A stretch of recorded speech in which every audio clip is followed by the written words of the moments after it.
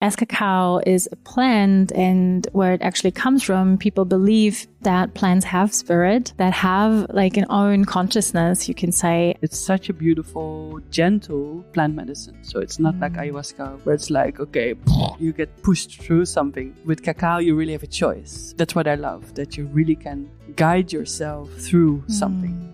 Like, do I want to go there or not? You have a choice. And it opens the heart.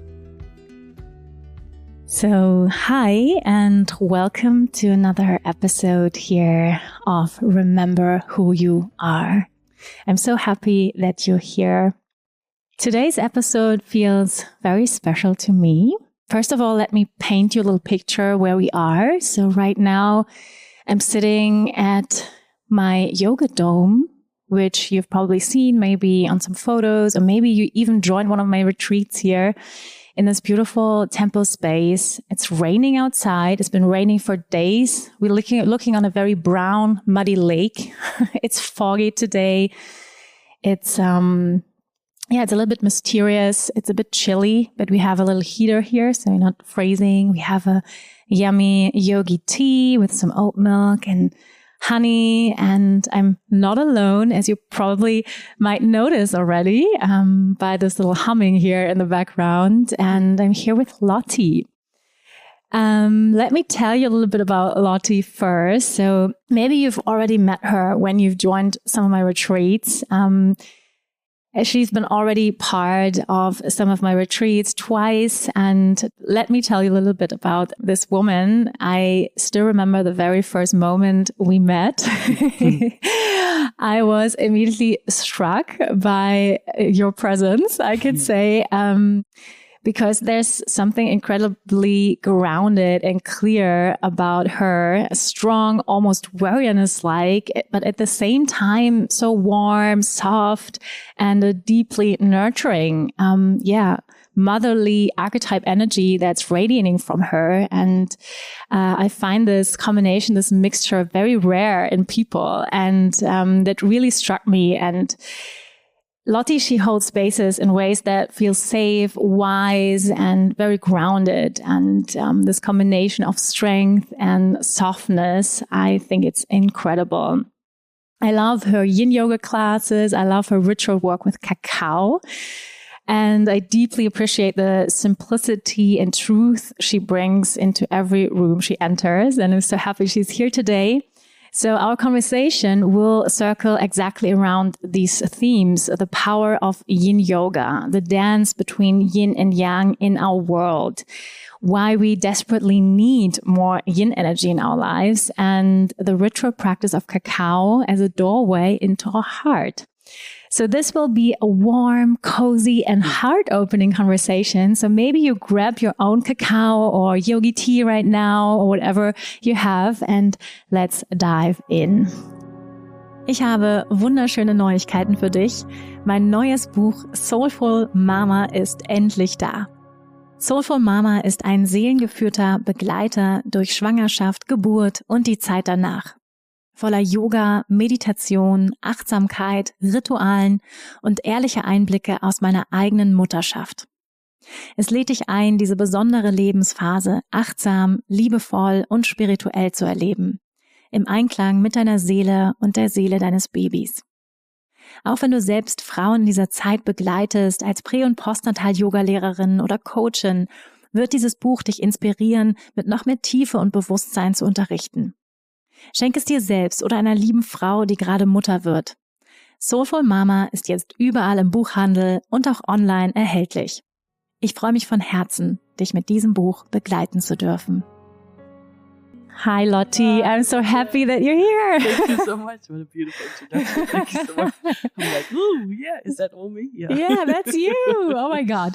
Yeah. So how do you feel right now, Lottie? We already actually had a little personal conversation. We missed press play, unfortunately, just before this podcast. But how do you feel right now in this moment? I'm excited. Yeah. I'm happy to be here. And it's nice also to be here in Portugal. And it's a bit Dutch. I'm Dutch from origin. Mm-hmm. Dutch German weather. Yes. But I love it. It's good. It's good to Makes us be feel in at this. home. Yeah. Yeah, feeling good. Yeah. Thank you so much for coming here. We wanted to have this conversation for a long time, and I'm happy we finally do it. And so before we dive into the topic of yin and cacao, let's start with your own journey and how did you become so amazing?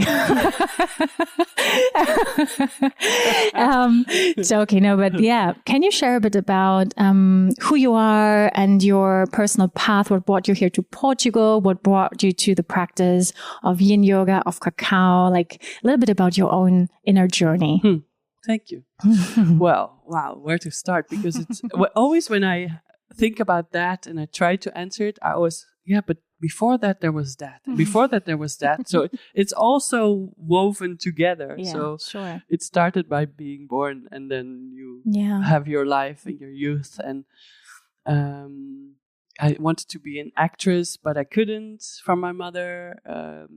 Although she also wanted to be an actress, and her mother also said, no, you cannot be an actress. And then I did like the official facility management economical study, and I'm a bachelor in that. And that was my life till 22. And then I thought, but now I'm going to really do what I like.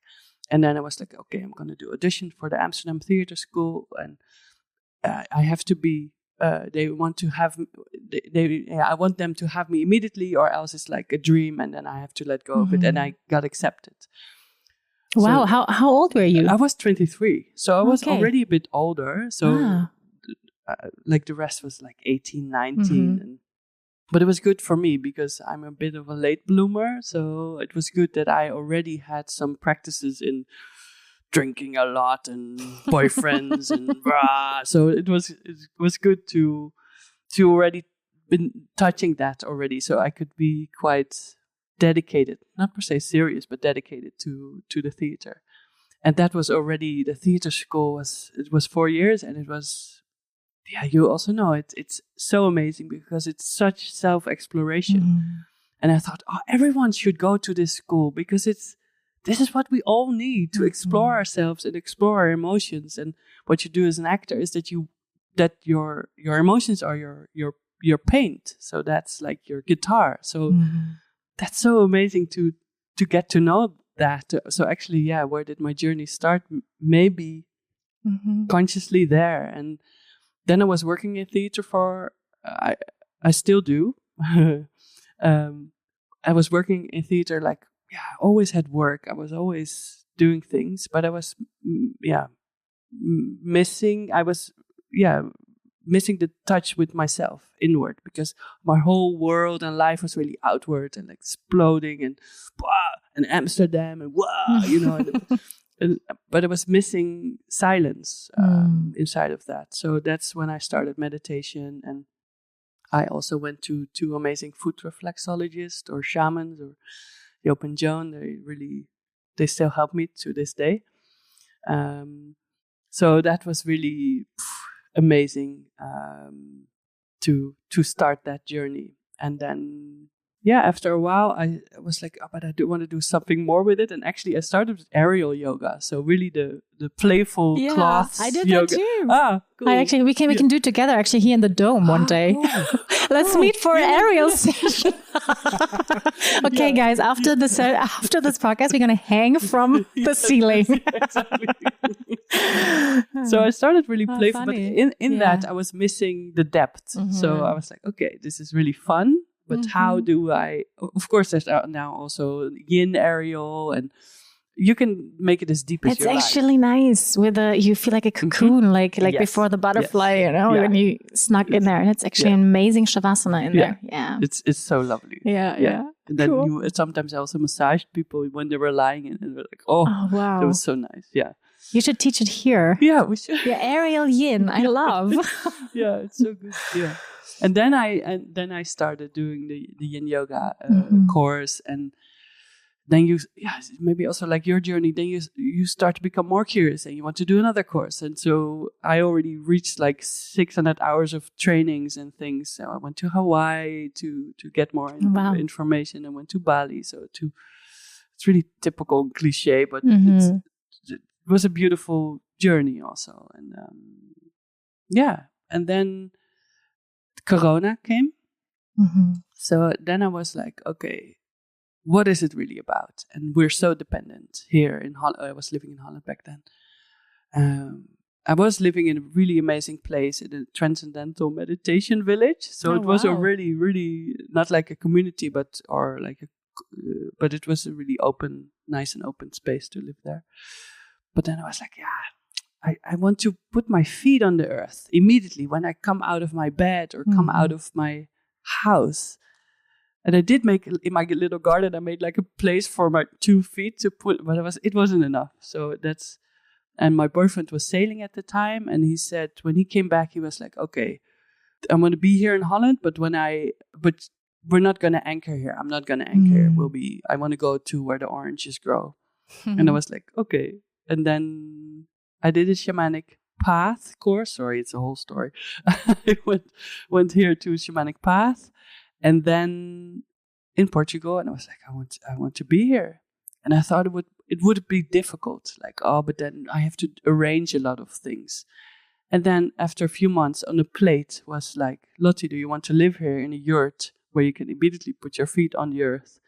Your boyfriend can join and you can teach yoga here. You already have a job. I was like, yes. And that was 4.5 years ago. And now I'm here. Yeah. That's amazing. Yeah. Quite amazing. Thank you for sharing.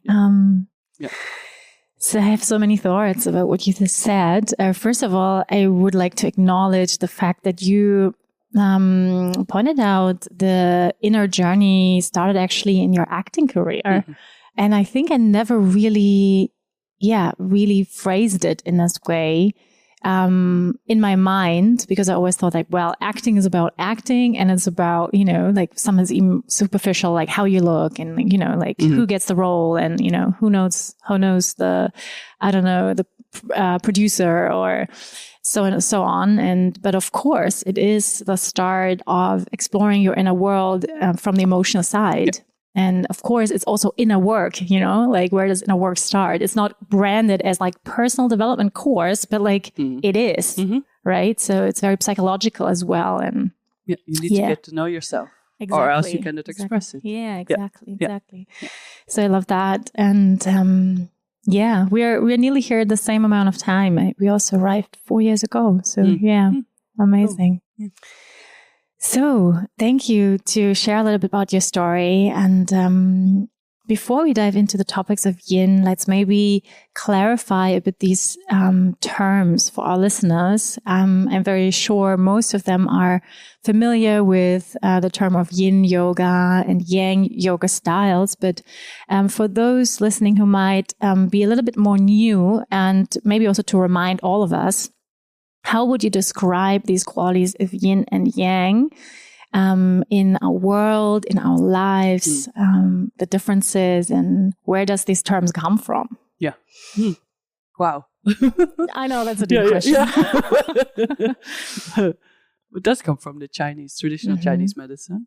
But the yin is more the feminine, the dark, the unknown, the slowing down, the formless, and the yang is the strong, fiery, masculine energy. Not per se man, but masculine energy. We all have it inside ourselves. The creative, white, agenda, time-focused. That's more the yin and the yang.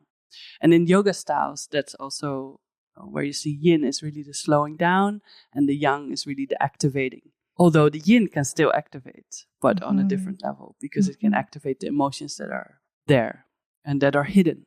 So we slow down, we dive, we sink to feel what's hidden, to feel your authentic self, to feel emotions that you don't want to feel the body. Yeah. And maybe you want to add, because you're also teaching yin. I'm also teaching yin. And I remember my very first time I did Yin Yoga. Maybe you also remember yours. It was actually in a yoga class in Bali, in Yoga Ban. Ah, nice. And it's 10 years ago, more or less. And I remember I've been sitting there and like continuously looking at the teacher and I was like, is that supposed to be like this? I was like, should I round my back? Should I like stay here? Should it be so painful? Like it's boring. Like, I was like, because I was coming from those yang styles of vinyasa, of aerial hanging from the ceiling and, it's very activating styles. So it was, very confronting for me. And I know that for most people starting with Yin, it's actually very challenging. Mm-hmm. Yeah. As you just said. So let's maybe speak a little bit about these challenging parts. Why is Yin so challenging? Like, because the silence is challenging. Because we live in a world where silence is scary, and we need to be entertained. When I was in Holland also like a month ago, and I went into the supermarket, and I could see that it's like entertainment. It's all entertainment. It's all these brands and colors and things and music and it's like an entertainment. And then you still need to do your shopping. So it's so bizarre because you come there for food, but it's as if you're doing a wild ride in a theme park or something. I was really like, and the more I live here, the more I can see that also. So that's why the whole society, or the westernized society, is really focused on entertainment and not having silence, having your attention, I also read it or heard it somewhere that like attention is the new valuta, like the new money. Value, yeah. Yeah, like it's not your money, it's your attention. So where do you bring your attention towards? So I also have it. I'm not like this big yogi. I'm still distracted also. Like, I still have a lot of work to do. We all are. Yeah. So it's just that I know that this can be a medicine for myself and also for other people. That's why I'm doing it. But that's why, to come back to the silence and Yin, it's really to feel the body and to get to know yourself. And what I see when people start, most of the people, they start to stretch. So they start to stretch the body, still wanting to do something, still wanting to, when you do enough, then you make it. So it's so imprinted in ourselves and in our ideas that you always have to be worthy, you always have to do something, you have to be active. Also, if you have a day off, can you really sink into the couch or on the floor with a book and a candle? Is that enough? After like 50 minutes, you're like, I have to do something. I have to be worthy. I have to do something for the kids. If you have kids, I don't have kids, but or do something for the garden. Or it's so difficult to give the silence to yourself, to be with yourself. Yeah. And also that, because then also shadows come up, or demons, or however you want to call them, the uncomfortable will come up. Yeah. And that's what we try to avoid. That's why the entertainment is great. That's amazing, because then I also do it and we avoid. Yeah. So when did you notice in your own journey, this is not just a practice for me, but it's something that is transformational, and it's also something I want to share? Yeah, I think it was also two things coming together, that I'm an actress, so I want to give something also to the people. I want to give a feeling, or I want to give a change. So then yoga came, and it was the same sort of thing. Like, I'm again giving, changing. It came when I started to teach Yin, and I felt that I saw that it was doing something. And I felt it, so I just kept on going. Yeah. I just smiled over here because I think I said that also before in one of the podcasts, that I feel yoga and acting, there's a lot in common. Teaching yoga, and not the yoga practice itself, but like the teaching, because you give an experience, you hold a space, you open up a space, you open up a journey, what you do in acting, what you do in a yoga class, and you give people an experience, right? And then you touch people in a way, either with, I don't know, a story you tell on stage, or with teaching a particular pose, or like guiding them into something. So yeah, I love that beautiful correlation. And what would you say shifted in you through Yin Yoga? Like, what did you notice, or over the years, how did Yin Yoga change you? Also, maybe compared to those Yang fun styles, and maybe even hard styles, and the discipline. And what did it do to you? What did you notice?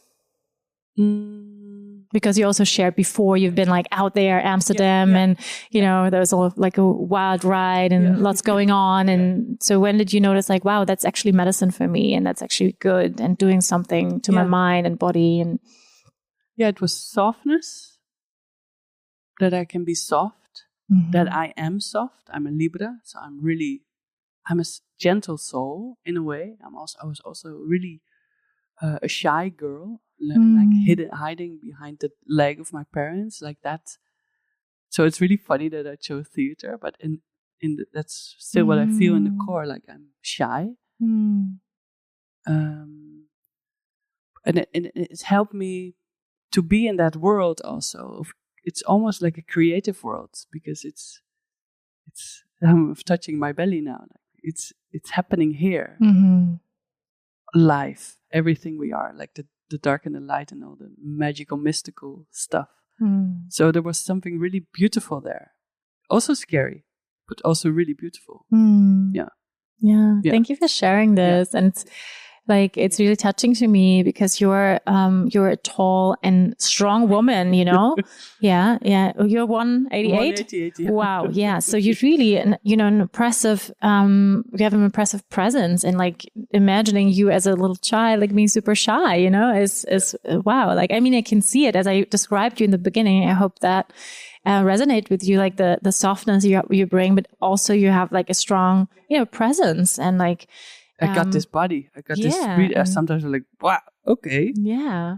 It's just also just. Yeah, but that's so beautiful. Like how you can hold both, like in your being, and I really think that's the invitation of the Yin practice. How can we be more soft? Allow ourselves to be soft, no matter what body we have, or how tall or how old we are, or. No matter the circumstances. Yeah, and that's so just to add, because that's so beautiful about Yin, it's accessible for everyone. So, and sometimes people say, yeah, but I'm not flexible. It's for everyone. It's for everyone. You don't need to be flexible. It's even better to be not flexible, because you will have more success even if you're not flexible when you do Yin. So that also do Yin in the morning when you're stiff. And it's more challenging. Of course, it's nice when you bring your nose to your knee. That's amazing. But yeah, it's great when the body's cold to do Yin, to really feel the fascia opening, to really feel, instead of the muscles, this is a bit practical, but that the fascia opens. And in the fascia, there we hold old trauma, old energies, old stuff, the hidden parts, old emotions. And that will come up. So that's why I love Yin so much. It's not just yoga. It's really a healing, almost therapeutic yoga type. Yeah. I mean, even Ashtanga and Vinyasa can be therapeutic for sure. Yeah. I think it really depends on the intention and the mindfulness you're holding the practice in, for sure. And the facilitator. Maybe you can share a little bit about the principles of Yin, also for the ones listening that maybe never done Yin. There are still people around, who've never tried Yin, or there are people I don't like Yin, it's hard. So what is special about Yin? Also how do we practice? We hold poses longer, and this, the structure of the class. Maybe you can share a little bit about that and why we do that. Yeah. So Yin is really, it's what you say, it's holding the poses really, really long. So if I have a class, for instance, of an hour and a half, I sometimes only have 5 or 6 poses. So that's really not a lot. So, and you stay in the poses officially between 3 or 5 minutes. Sometimes I hold a long Yin Yoga and then we stay 10 minutes. You can stay pretty long in poses. And the idea is, like I already shared a little bit, is that you open your fascia. And that you open those, and its fascia is like the spider web that is wrapped around everything in the body. So the bones, the muscles, the organs even are wrapped in that fascia. And we also get old because we lose the liquids that are in the fascia. So when we do Yin, we lubricate actually the fascia. So that's why we stay young or fit or flexible at least. So that's why sometimes you think that in Vinyasa I will get more stretchy, but actually by doing yin, by staying long in the poses, you will stay more flexible for a longer period of time, like weeks, if you keep on practicing, obviously. And it started actually with, I forgot his name now, but he was like this kung fu fighter, and he needed yin to compensate and to open his body even more. It's called monkey kung fu. I think you can Google it if you like. There's a great YouTube video of him doing monkey kung fu. Okay. And he started it. So it came to America, but yeah. You mean Bruce Lee? No, an American guy. Ah, okay. Yeah.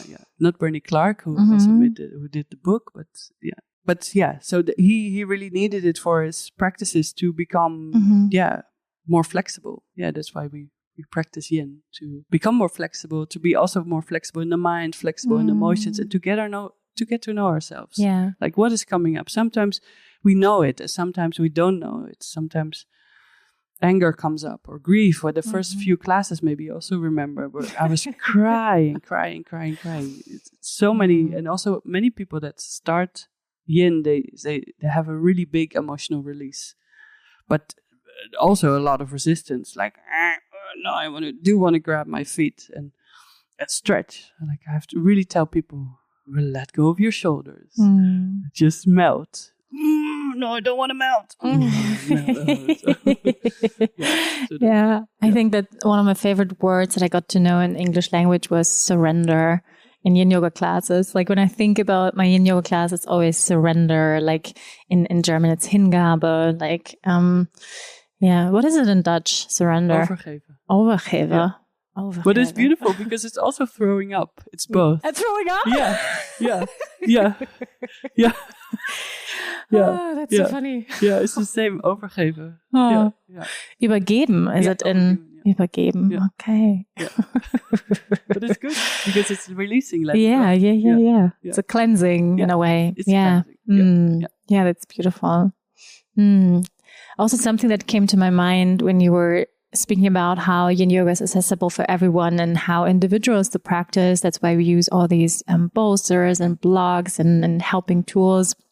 Is that more and more men also feel drawn to Yin, which makes me actually really happy. And we just had the talk before pressing record on this machine that you just held a cacao ceremony for men, actually. Yes. And we speak about cacao in a moment. And I'm also holding a yin retreat this year, and like men signing up, which never happened before. You usually have maybe one man, in some training or something. But like I feel men also feel like, oh, that's a little bit more accessible maybe. It's very slow. Like you lie over a bolster for 5 minutes. I can do that. Like, so yeah. And also they need it. Yeah.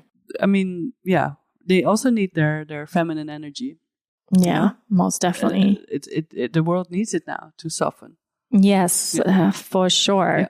Yeah. So let's also like bring in the cacao. How did the cacao practice weave its way into your work? Was it also organically, or was it intentionally? No, it was funny. It just, maybe a lot of things in my life, they just come. But I do need to... I think it's for everyone, you do need to know when the door opens for you, and then you have to step through it. You have I get to. Chills when you say that. Like it's It's not like, oh, I do my life unintentionally. I do live it intentionally, but it's I'm also open for the door will open, and then this door opened during Corona time. There was a cacao facilitator training. Really specific. So I was like, yeah, shall I do it? But it was with Jennifer Ann, and she's an amazing musician. And I was like, yes, she's amazing. So I'm going to join.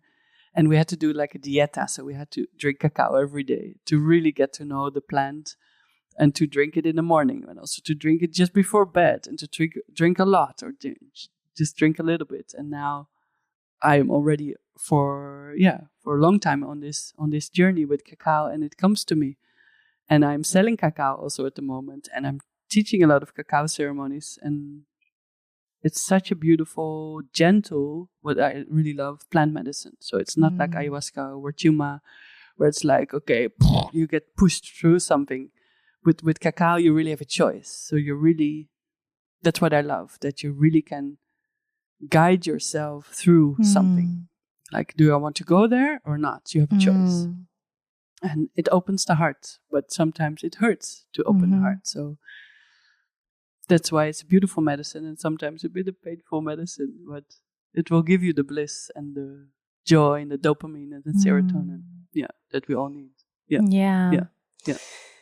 And I drink it almost every day. Yeah? Still. Yeah. Sometimes I also stop just to feel like, is there an addiction? Is there like, am I like getting needy for it? Or because I want it to be a stimulant for my journey, but not that I'm dependent on it. So try to be conscious with it. Yeah, beautiful. I really love how like authentically, in my view, embody really the practice of cacao.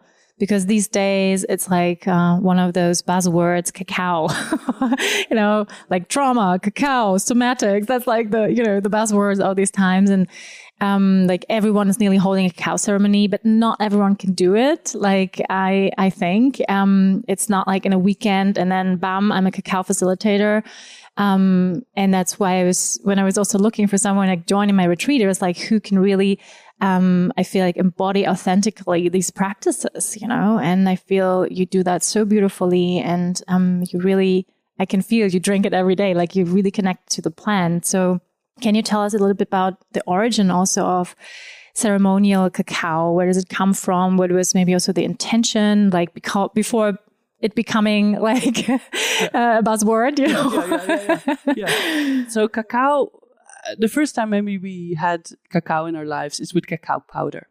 And then you mix it with cow milk, and that's maybe your first hot chocolate. That's how we meet cacao, maybe in the first time in our lives. But it's so much more deeper than that. And also maybe most of that cacao comes from African countries. And the people are not paid well. So, and also the difference between the ceremonial cacao and that cacao that maybe is also in like the bigger companies that use, I don't want to say names actually, but you know what I mean, like the bigger companies that have chocolate bars, they also get the cacao from those African countries where the payment is not good. And also the preparation is different. So when you have the cacao pod, it's like this big fruit. It's yellow or red or white.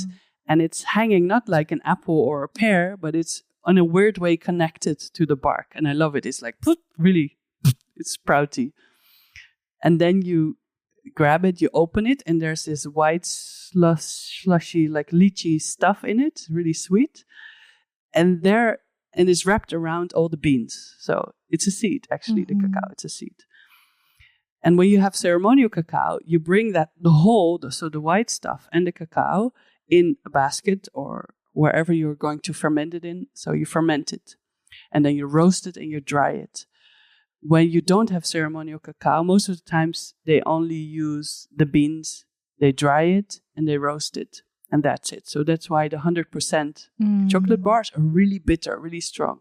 That's why the ceremonial cacao is really, it still has this bitterness, but it's more gentle already, more sweet, because there's a fermentation process before that. This is really the technical part. No, thank you. It's really interesting. Yeah. And they don't dry it that high, or they don't roast it that high, because in the ceremonial cacao, there's a lot of ingredients still in it. So it's also on a superfood level or on a nutrient level. It's really great for the body also. And it comes from the tropical region of the world. So that's like the African countries, like Ghana and Senegal. And then you have South America, Middle America, and then you have Asia, Bali, for instance. That's where the cacao comes from. But most of like the bigger companies, they have it from Africa. Yeah, and I try to use all of them. So I have cacao from Madagascar, from Costa Rica, from Panama, Bali, India. It can be from anywhere. And you can just also make it at home. Use like 10, 15 grams, put some hot water. There you are. There you have your cacao. Yeah. And it's, and when you do ceremonies, it's easy to prepare a ceremonial cacao, but can you hold the space? Can you hold the space for things that come up? That's really a good question, because a lot of people, like you say, do it, but sometimes I'm a bit like, oh, but are the emotions that come up from people, are they being held properly? Yeah.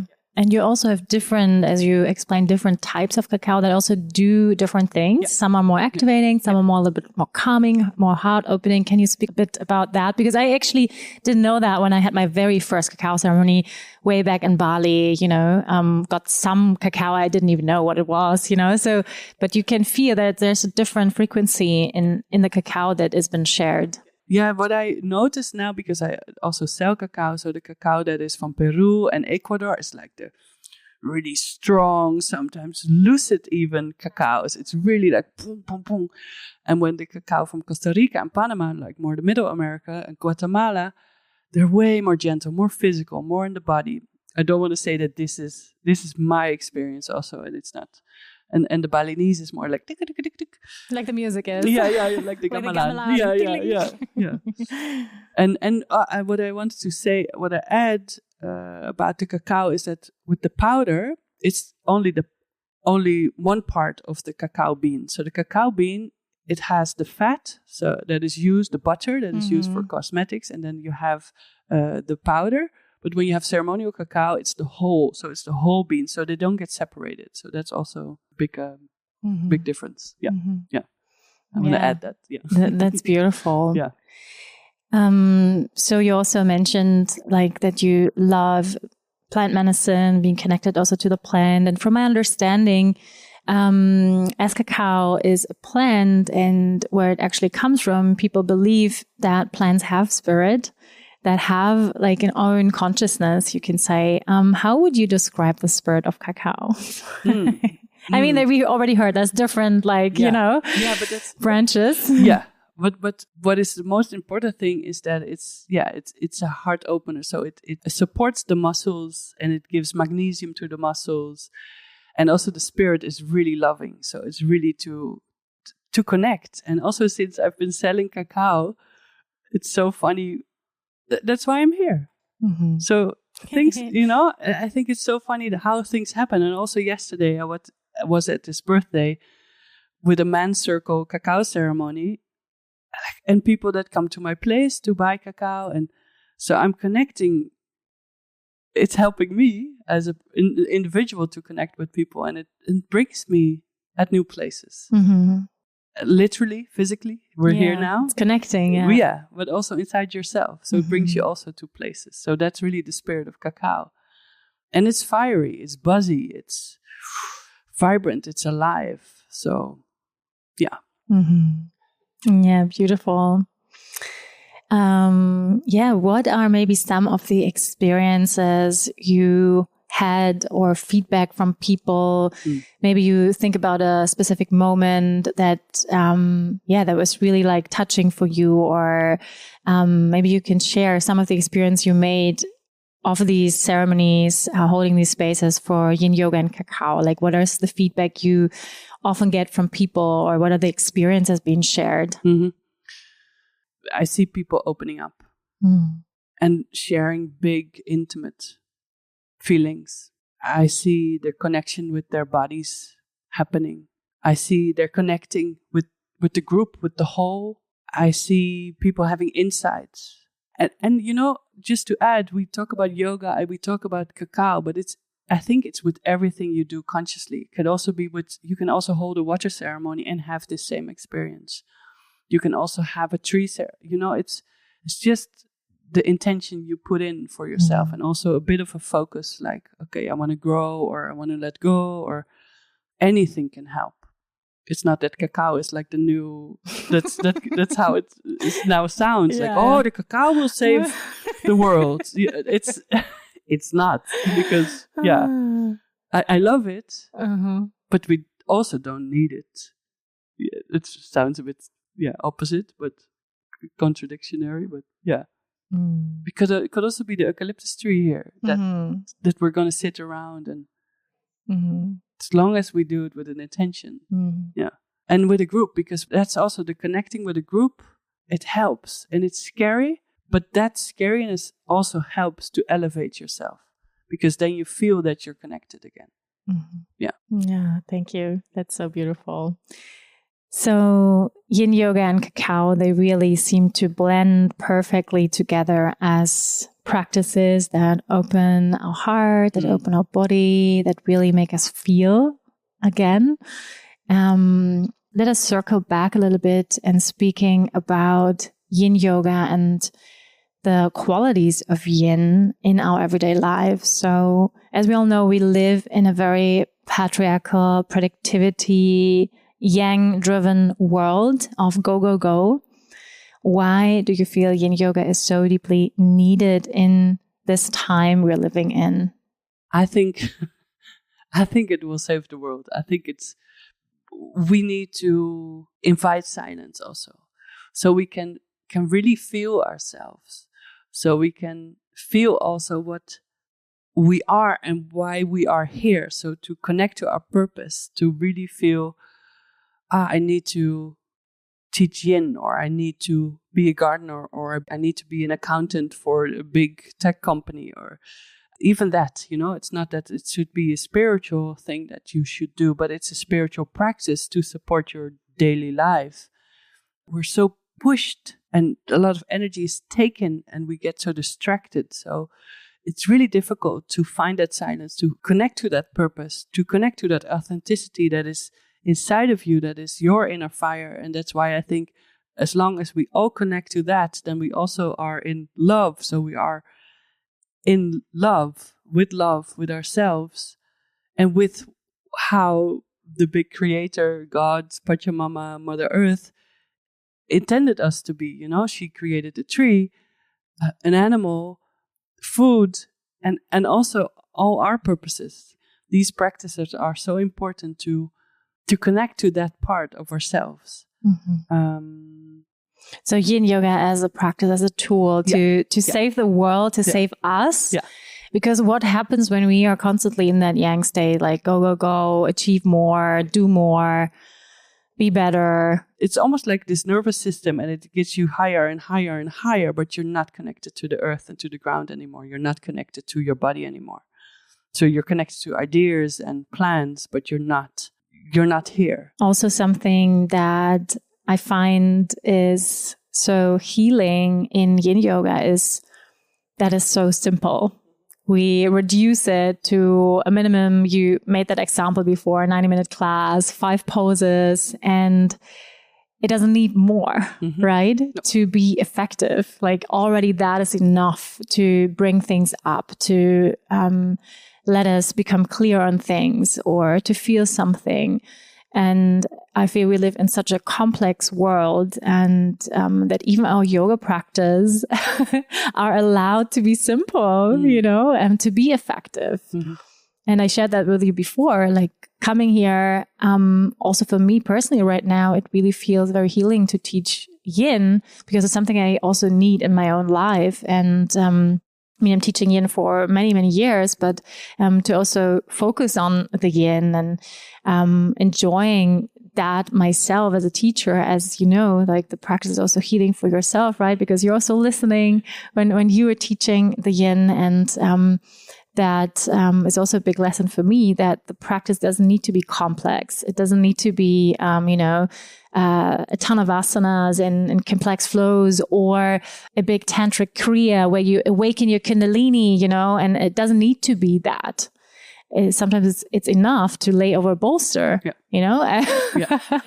right? Yeah. And about what you asked about simplicity in your life, it takes an effort for me too, because, I love watching videos and I love just to be distracted sometimes, because life can be intense. That's why also people went to the theater or still go to theater to escape a bit from the reality and to come into another realm and to also find themselves there. Also by living here, I really feel that my life is simpler and I find myself more strong and more connected to nature, connected to myself. But even if you, live in in Berlin and you go to this supermarket theme park every day, you can still decide to stop. Just take a deep in-breath and out-breath and just see what is happening. And to connect to source or connect to God or...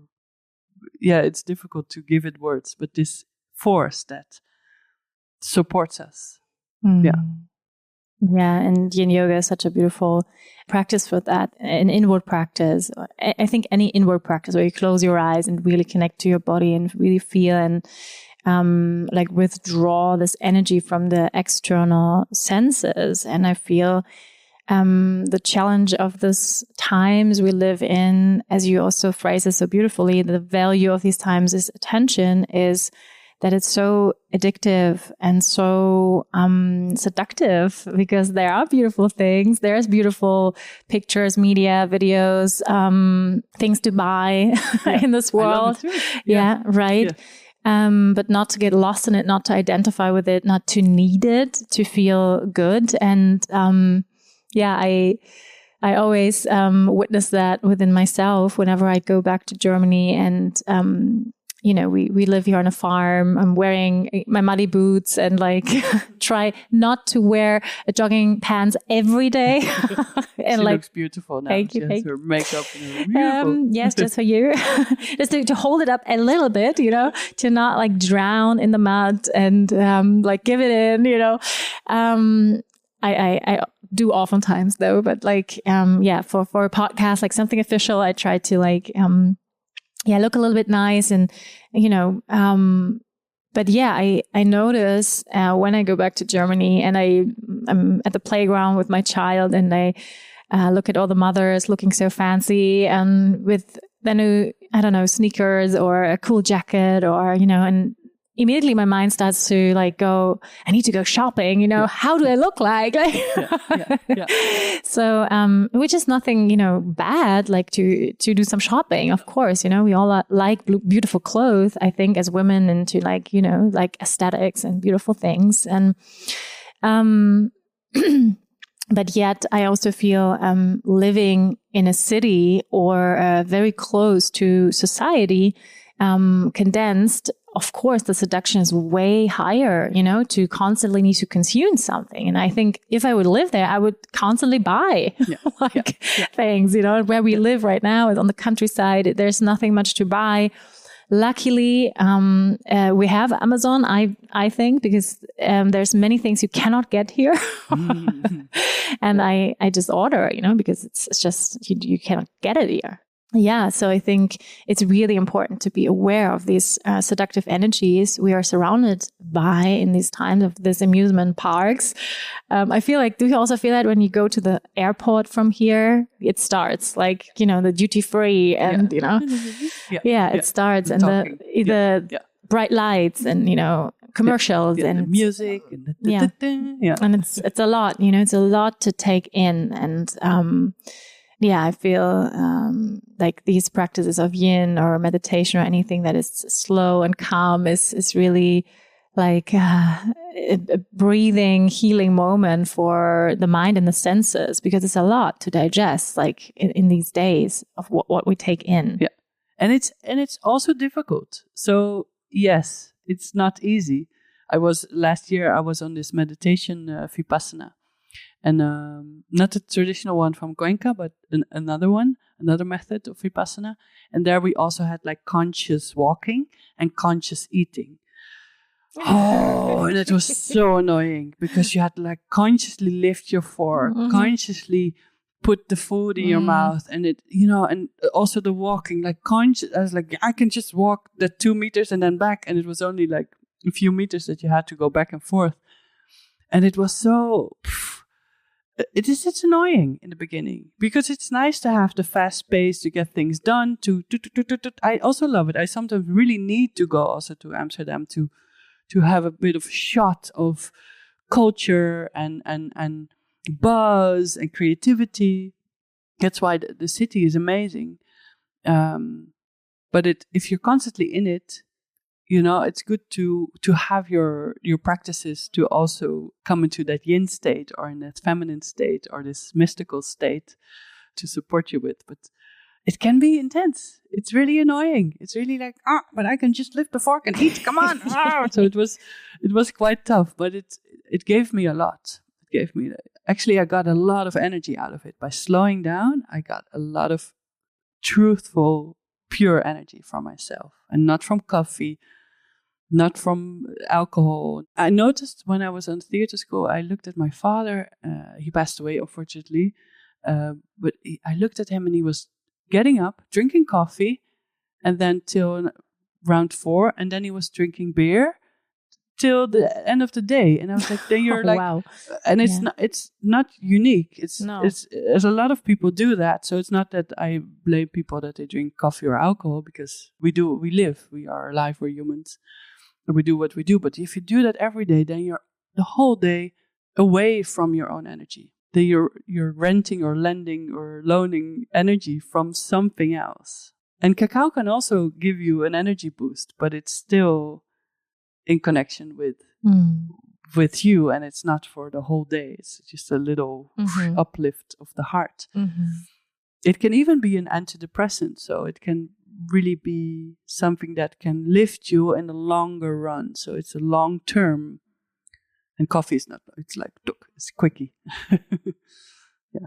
So how would you say, can we all cultivate more yin qualities in our everyday life? I think that's what I shared with the fork. Oh my God. Yeah. Please not. Yeah. But it could be, walking a bit could slower, be the fork. Yeah. missing a train. Just to walk gently through. If you walk into Central Station, for instance, I don't know how everyone's lives is, you just have a slow pace. Then you're already withdrawing yourself in a good way, just to have a view. Like, wow, everyone is really fast, going nowhere. Like, why? It's so interesting. Because it's in the quality of how you move where life is. It's just, this is it. It's not going, if I'm there, then I can rest. If I'm there, then it's always if then. It's now. So let's sit here together and do this podcast and breathe. And sometimes it's nice to just have a moment of consciously, I'm here. I'm with my kids or my dog, or my cats. I'm here with myself, with my own breath. I'm alive. I'm alive. Yeah. I love that. Yeah. I love that the practice is not there, Of course, I do believe it's helpful to be alone and, do some meditation in your practice. But I actually just had this experience the last couple of days, because I've been alone with my child at home. And then he was sick, and after the weekend, and it was pouring all day. We couldn't go outside. We stayed in all day. I didn't have the last 4 days any moment for my own practice.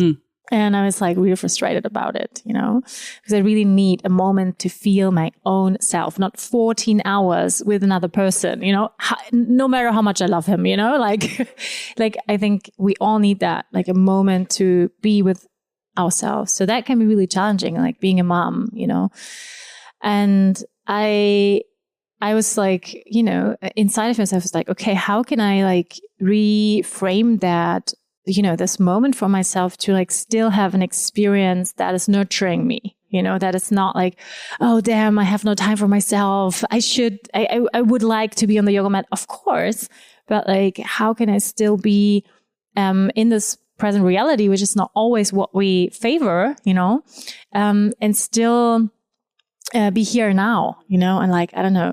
And so we did some painting and, with watercolors, which I also enjoy, like, and listening to some music and like, I really try to like, rather than, okay, then is finally my practice, which is still there, but like, can be what you just said, like, really say yes to the moment and like embrace what is here. And, rather than, and really trying to be present, which is really hard. It is. Yeah. Yeah. I mean, I want it for myself, but I also struggle with that. I also want the rain to go away, after if it's like 3 weeks, they're like done with it. Yeah. It's not 3 weeks, it's like 2 months. Yeah. But but it's good what you say. It's good to have a moment alone to really feel yourself. If that's a possibility. Yeah. I love that quote from the Dalai Lama. He said, spend some time alone. That's every day. It's really important. But sometimes it's not possible when you have a little one to take care of. And that's a practice in itself, like how to take care of yourself when you're with someone else. But I love that this idea, because I think oftentimes in the spiritual world, we think, then I'm on my mat and then I'm practicing, this like duality in our minds. Like, no, actually the practice is all the time. It's life. But it's that's why it's called a practice. That's what I love, is that you come to the mat to remind yourself, to connect with yourself, to step back into the world. So you practice to come back to that. And with that energy, you go back to life. You cannot, sometimes I was like, I want to do, you can practice all day, especially when you come into or do your yoga courses, and you're like, I can do meditation first, and then I do a 1.5 hour this, then I have my cacao. So then your whole day is a ceremony, but that's not that's not the way it's meant. It's meant to be a practice, just a reminder to step back into life. Life is the biggest practice. Yeah, for sure. Yeah. What would you say to someone who feels that slowness and stillness is too much, is too uncomfortable? I cannot do it. Like, who's like, oh no, that really feels like it's really confronting. Like, how would you tell them to like do like first steps towards? Like I said already, it could be only the breathing when you step into a supermarket. It could be putting your hand on your heart. Just a moment. It could be that you go for a walk, even if it's around the square where you live or the street. Could be that you touch a tree. And then be aware. What is happening? Why am I uncomfortable? And breathe. Your breath is your guidance. Yeah. And you don't need to do yoga, like I said. Yeah. It can be anything. But it's really supporting. Yes. But everyone has their journey in that. Yeah. And some need to start with more movement. Yeah. Like, many of us do, like start with some kind of yang style. Yeah. I started with aerial. Yeah. Exactly. I started with vinyasa, and I think for many of us that's true. And later they come to the yin and feel, now I can be still. And I still have people in my class that come for years, and after like 7 years, finally like, in Dutch we would say het kwartje valt, so the quarter falls, like, this is it. Okay. Because it's so deep in our system that we need to stretch, that we need to push ourselves, that we need to be better, that we need to improve, and that the slowing down is not improvement, but it's going back. But it's not. Our society is really driven, that economical society is driving us. But it's not about economics. It's about the heart and the life. And so, slowing down. Yeah. Also, both. I do both. It's good to do something really active and something really slowing down. Yeah. You need the balance. Yeah, I think that's a really good point to point out here as well, that's not life as well, like to lay on a bolster all day. No. You get nothing done. No, exactly. So that both qualities are actually important for life. Yeah, the yang and the yin. And it's not like to favor the other, but I think it's important to put yin more into the light of the awareness as we live in a very yang-driven world, which is clearly out of balance, which is where we as a society clearly favor the yang qualities of productivity and fastness and the doing. So that's why we talk about it. Yeah, to bring it into the awareness. If Yin Yoga and Cacao had one invitation for our listeners today, what would you say would it be? Open your heart. It's okay. You can soften. Trust. Yeah. Beautiful. Thank you so much, Lottie. I think we could go on and into many, many details and branches. And thank you so much for your wisdom and your time and your presence and your warmth. So I really wish, for everyone to experience such a healing and well-held space in Yin Yoga and Cacao as you do. Not everyone can come to Portugal, of course, but I mean, there's many beautiful teachers out there. And maybe today you feel like you really want to try Yin, or you want to try it again. And if people come to Portugal, they can practice with you. And we will add your email address if you want to get in touch with Lottie. So we are in the southwest Algarve, so in the area of Algesur. And also, Lottie, you're holding a retreat. Yes, you told me. I'm holding a retreat. It's my first retreat. Amazing. Yeah, so cool. And it will be at the end of October. So that's a really beautiful season here. So it's not too hot, and already there's a bit of humidity coming. And I want it to be a Yin Yoga retreat. And we also have a sweat lodge. We will have a little vision quest. But a lot of Yin, a lot of grounding and sinking, really, to sink into the body, sink into nature. It's a beautiful place, close to Montchique. Yeah, so I will set an Instagram account so people can also have a look. Yeah, amazing. Yeah. And you can contact her also over her email address. We will put it into the show notes.